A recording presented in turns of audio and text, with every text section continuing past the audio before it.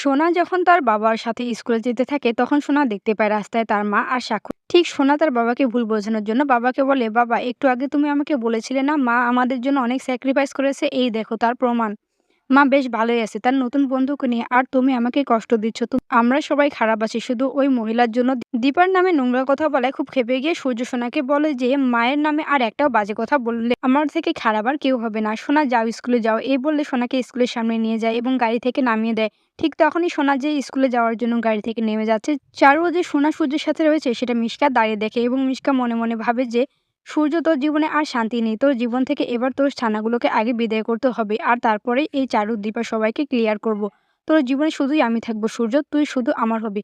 এই বলে মিশকা নোংরা চক্রপ্রান্ত সাজাতে থাকে। সূর্য সেটা বুঝতেও পারে না। সূর্য বুঝতেই পারে না যে তার আশেপাশে মিশকা রয়েছে। অন্যদিকে দেখা যায় দীপা আর সাক্ষ্য দুইজনেই পার্সেল ডেলিভারি দেওয়ার জন্য একটা নাচের স্কুলে যায়, আর সেখানে গিয়ে দীপা এবং সাক্ষ্য দুইজনেই জানতে পারে যে এখানে একজন নাচের শিক্ষক দরকার, একজন বাঙালি ম্যাম খুঁজে দিতে। তবে সাক্ষ্যের কাছে এর নাচের কোনো টিচার থাকে না। দীপা বুঝতে পারে যে বাচ্চাগুলো খুব অসহায় হয়ে পড়েছে, তাই দীপা নিজেই নাচ শেখায় ওই বাচ্চাগুলোকে, যেটা দেখে ওই ম্যাম অবাক হয়ে যায় এবং ম্যাম দীপাকে অনুরোধ করে সপ্তাহে 3 দিন এই স্কুলে নাচ শেখানোর জন্য। দীপাও রাজি হয়ে যায় এবং দীপা ওই ম্যামের কাছে কৃতজ্ঞতা প্রকাশ করে বলে যে ম্যাম আপনি আমাকে টাকা দেবেন না তো, আমি এই চাকরির বিনিময়ে টাকা পাবো তো? হঠাৎ এভাবে টাকার কথা বলছে, এটা শুনেই কিছুটা অবাক হয়ে যায় সাক্ষ্যবাবু। ভাবতে থাকে যে মিসেস সেনগুপ্ত তো এরকম নয় যে স্যালারি চাইবে, তাহলে উনি এভাবে টাকার কথা বলছে কেন? তখন দীপা স্পষ্ট করে ম্যাডামকে বলে যে আসলে জয়ী চোখের অপারেশন করার প্রয়োজন, আর জয়ী চোখের অপারেশন করতে অনেকগুলো টাকার প্রয়োজন। আমি আপনার কথা দিচ্ছি, জয়ী চোখে দেখতে পাওয়া মাত্রই আমি আপনার কাছ থেকে আর কোনো স্যালারি নিব না। ম্যাম বুঝতে পারে যে দীপা যা করছে আসলে সাক্ষ্য সরকারের মেয়ে জয়ী সরকারের জন্য করছে। দীপা বিবঙ্গে নিজের প্রাণের বিনিময়ে বাঁচিয়েছে এবং সাক্ষ্য সরকারের মেয়েকে বাঁচানোর চেষ্টা করছে। দীপাকে দেখে বেশ অবাক হয় ম্যাম এবং দীপার চাকরিটা পার্মানেন্ট করে দেয়। অন্যদিকে দেখা যায় রাস্তায় গুন্ডাগুলোর পাওনা টাকা পরিশোধ না করতে পারার জন্য ধলাই খাচ্ছে জয়। আচ্ছা মতো ধুলাই করে রাস্তায় জয়কে ফেলে দিয়ে যায় ওই গুন্ডাগুলো। আর ঠিক তখনই সেখানে সূর্য আসে এবং সূর্য জয়কে দেখে বেশ অবাক হয়।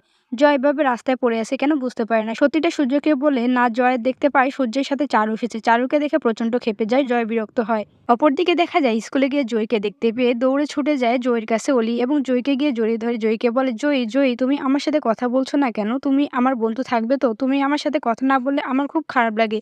জয় আমার কেউ নেই জানতো, বাবা আমাকে ভালোবাসে না, আর মা আমাকে ভালোই বাসেনি কখনো। মা তো আমাকে মারতে চেয়েছিল। আমার জীবনে আর কেউ নেই জয়, তুমি আমার সাথে প্লিজ বন্ধুত্ব রেখো। অলি আপসেট হয়ে এই কথাগুলো বলতে থাকলে কিছুতেই অলিকে পাত্তা দেয় না জয়ী।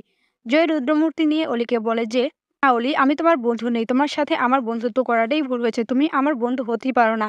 কি এমন হলো যার জন্য বন্ধু হতে পারে না? এমনটা বলছে জয়ী। কৌতূহলের বসে শোনা জয়ীকে বলে, আচ্ছা জয়ী কি এমন হলো যার জন্য তুমি আমার সাথে সম্পর্কই রাখতে চাও না? জয়ী অলিকে বলে, তোমার সাথে কোনো সম্পর্ক রাখাই যায় না, এই জন্যই রাখতে চাই না। মনে মনে ভাবে রূপা হিংসেকুটি শুধু আমার চিহ্ন তুমি জীবন থেকে মুছে ফেলেছো, বাবার জীবন থেকে মুছে ফেলেছো তেমনটা নয়, তুমি আমার মায়ের সব চিহ্ন তোমার জীবন থেকে মুছে ফেলেছো। এমনকি তুমি বাবার বিয়ে দিতে চাও, আমি তোমাকে কখনোই ক্ষমা করতে পারবো না হিংসেকুটি। কখনো না কখনো আমার মাকে করা প্রত্যেকটা অপমানের জবাব তোমাকে দিতেই হবে হিংসেকুটি, দিতেই হবে। তুমি অনেক স্বার্থপর হিংসেকুটি, তুমি শুধু নিজের কথাই ভেবেছো আর নিজের কথাই ভাবছো। তার জন্য তুমি বাবার জীবন থেকে তাদের দুজন মানুষকে মুছে ফেলে দিয়েছো। না বলে কাঁদতে থাকে রূপা। তবু রূপা কষ্ট হলেও নিজের আসল পরিচয় সোনাকে দেয় না, বরং সোনার সামনে রুদ্রমূর্তিতে কঠিন হয়ে দাঁড়িয়ে থাকে রূপা।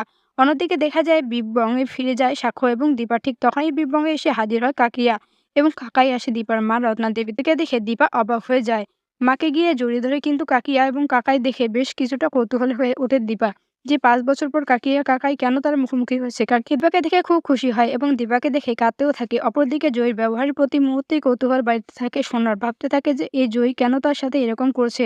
জয়ী তো তার বন্ধু, তার পরিবারের কেউ নয়, তাহলে কিসের এত রাগ জয়ীর আমার প্রতি?